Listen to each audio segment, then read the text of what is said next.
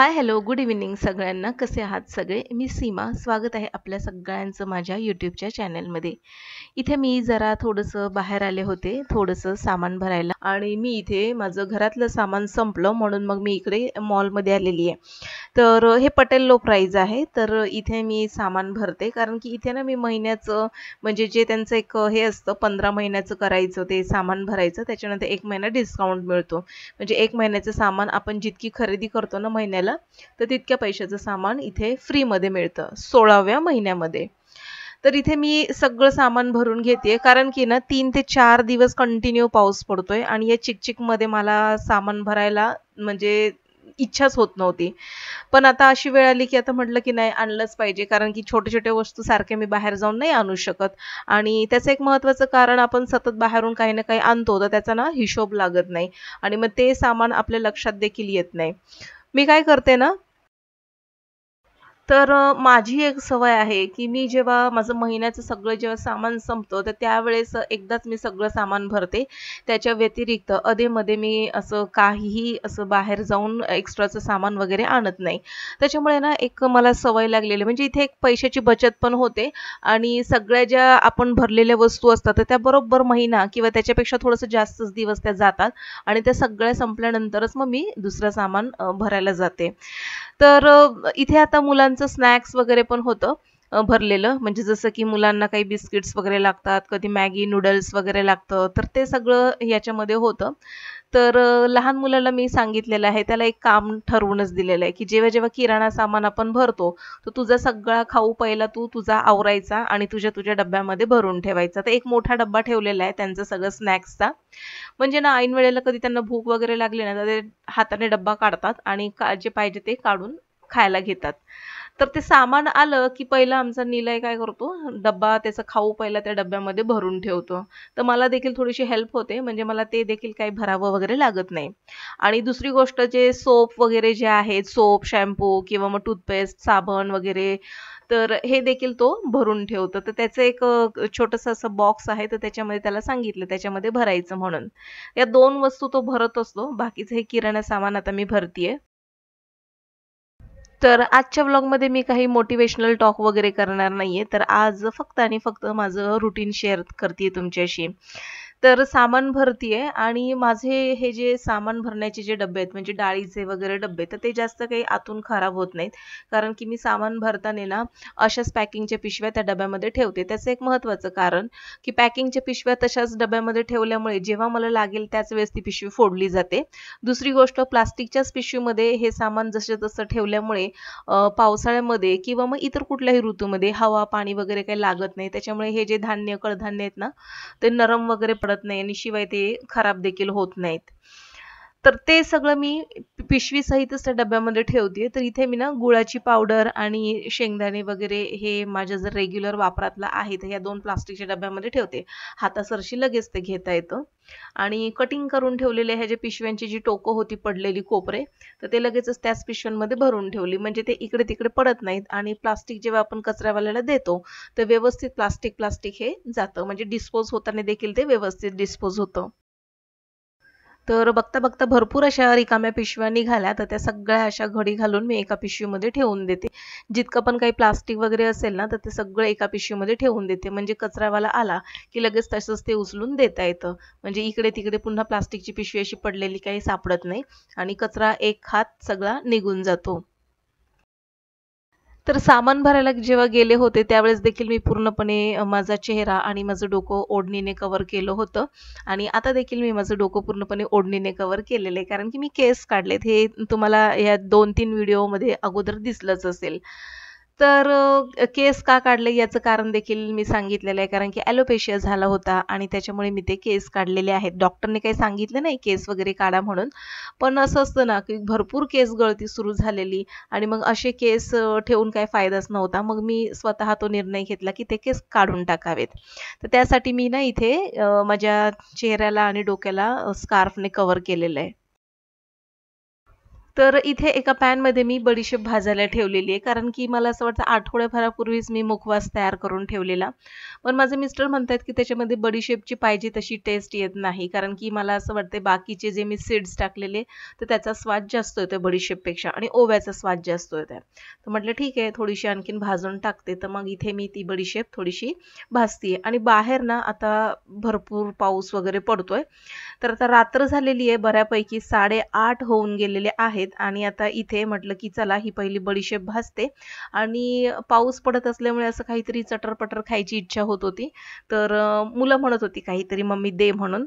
तर म्हटलं की चला सामान भरताना मला योगायोगाने ना कॉर्नफ्लेक्स सॉरी कॉर्नफ्लेक्स नाही काय म्हणतात पॉपकॉर्नचं पॅकेट सापडलं म्हणजे मक्याचे दाण्याचं. तर ते पॅकेट पण मी भरून ठेवलेलं पण माझ्या लक्षात येत नव्हतं की मी कुठे ठेवलंय ते.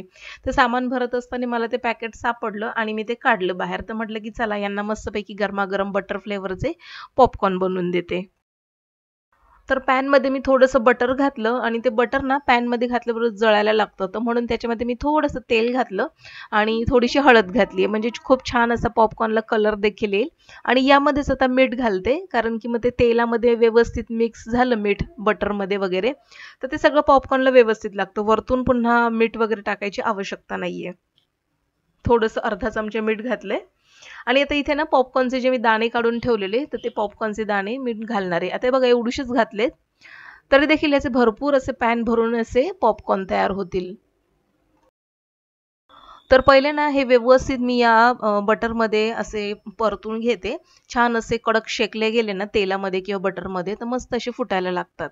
तर आता हे काहीच मिनिटामध्ये बनून तयार होतील. याला काही जास्त वेळ लागत नाही.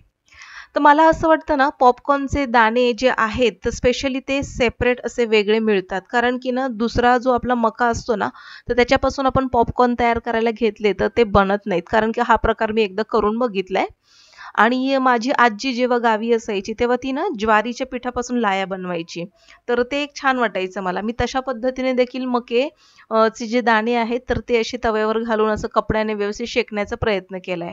पण नाही होत ते. तर मला असं वाटतंय मक्याचे जे दाणे आहेत ते सेपरेट आहेत पॉपकॉर्न बनण्याचे. तर हे बघा उडायला लागलेत याच्यावरून मी पटकन झाकण ठेवलं नाही तर पूर्णची पूर्ण पॉपकॉर्न बाहेर येतील. तर बघा काहीच मिनिटामध्ये आता हे बनून तयार होतील.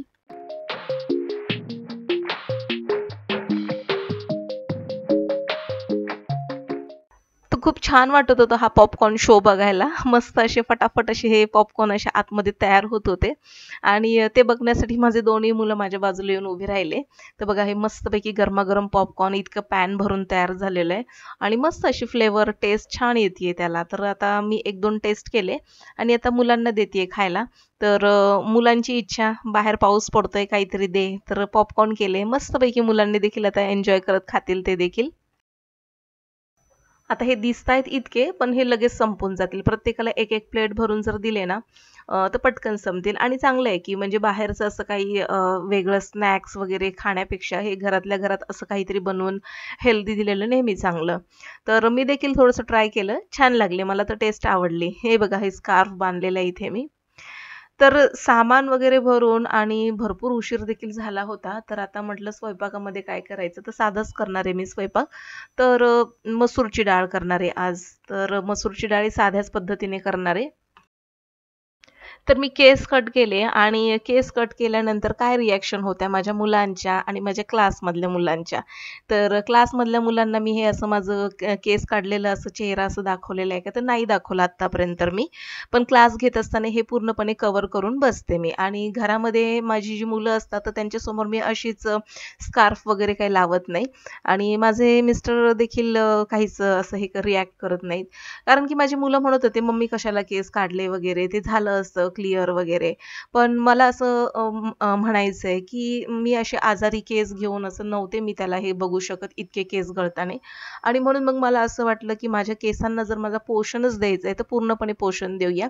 तर सगळे केस मी काढून टाकले आणि आता जे मी माझ्या डाएटमध्ये जो मी चेंज केलेला आहे, तर त्याच्यामुळे नक्कीच याचा फायदा होणार आहे.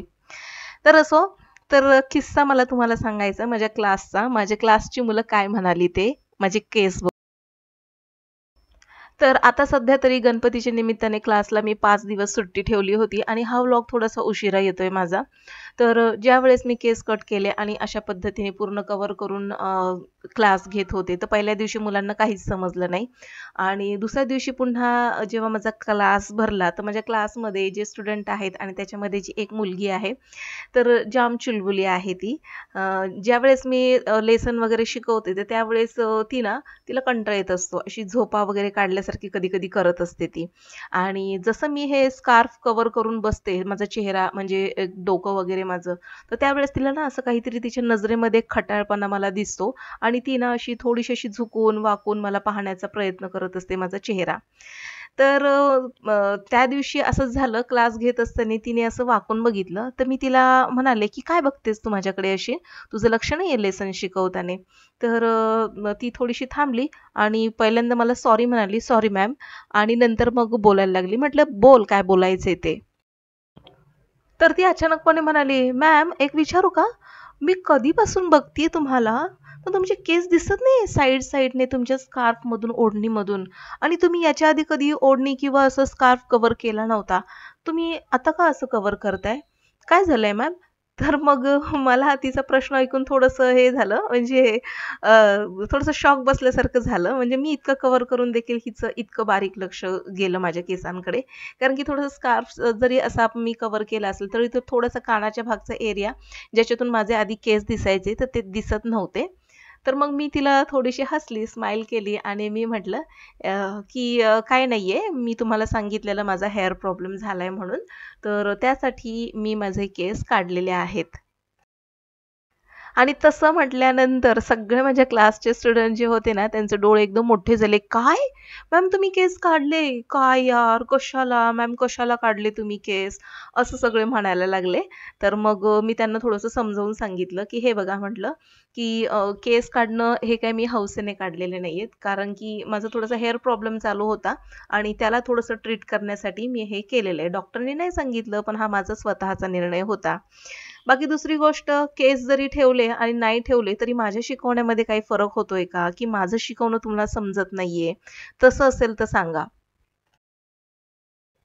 तर तसं म्हटल्यानंतर सगळ्यांनी नाही अशी मान डोलावली. हे म्हणाले, की "नाही मॅम, जे शिकवतायत ते समजतंय व्यवस्थित, पण ना आम्हाला असं काहीतरी वेगळं वाटतंय." तर म्हटलं, की "तुम्ही माझ्या बघण्याकडे किंवा माझ्या चेहऱ्याकडे लक्ष देऊ नका. माझ्या शिकवण्याकडे लक्ष द्या आणि त्याचं काहीही म्हणजे त्याच्यावरती काही रिएक्शन वगैरे देऊ नका तुम्ही. फक्त तुम्ही फोकस करा तुमच्या अभ्यासाकडे." आणि तसं म्हटल्यानंतर माझी क्लासची इतकी गुणी मुलं आहेत, की त्यांनी माझं ऐकलं आणि मग खूप छान पद्धतीने त्यांनी त्यांच्या अभ्यासाकडे लक्ष दिलं. पण एक छान वाटलं म्हणजे मुलं इतकं बारकाईने आपल्याला नोटीस करतात आणि इतकं लक्ष देतात आणि त्यांच्या मनातले जे डाउट्स होते, "का तुम्ही असं केलं?" तर ते मी व्यवस्थितरित्या त्यांना समजूत घालून त्यांचे डाउट्स क्लिअर केले. आणि राहिला माझ्या मुलांचा प्रश्न, तर माझा लहान मुलगाच म्हणतो, "मम्मी कशाला केस काढले?" म्हणून. "आता आता केस आले ना, की नाही काढायचे. राहू दे केस, चांगले वाटतात केस." तर खरंच आहे ते. कारण की माझे मिस्टर तर काही मला बोलले नाही, कारण की ते प्रत्येक गोष्टीमध्ये मला सपोर्ट करत असतात. तर त्यांना देखील माहिती होतं माझा हेअर प्रॉब्लेम आणि हे केस त्यांनीच काढलेले आहेत. पण असो, या सगळ्यातून मी बाहेर पडतीये आणि मला जो ॲलोपेशिया वगैरे झाला होता, तर त्याची कारणं देखील मी सांगितलेली आहेत. अति स्ट्रेस घेणं, कमी झोप, त्याच्यानंतर आयर्नची कमतरता, हिमोग्लोबिन ची कमतरता, शिवाय तुमच्या व्हिटॅमिन डीची कमतरता, बी12ची कमतरता, ही सगळी कारणं आहेत. तर त्यामुळे जास्तीत जास्त म्हणजे 8 तास तरी झोप घ्या आणि डाएट व्यवस्थित ठेवा तुमचं. डाएटमध्ये तुमचं थोडं कमी जास्त झालं किंवा खाण्यापिण्याकडे तुम्ही लक्ष दिलं नाही, तर असे हे प्रॉब्लेम होऊ शकतात. आणि सगळ्यात महत्त्वाचं डॉक्टरने असं सांगितलं होतं, की एक तरी रोज फळ खा, ज्याने अँटीऑक्सिडंट तुम्हाला मिळेल. तर ते सगळं मी माझ्या ड्राय फ्रुट्स सकाळी जे मी डाएट घेते त्याच्यातून मी कव्हर करते. तर हे मला सांगायचं होतं आणि असा होता आजचा माझा दिवस. तर व्लॉग आवडल्यास नक्कीच लाईक करा. भेटू पुन्हा. तोपर्यंत बाय.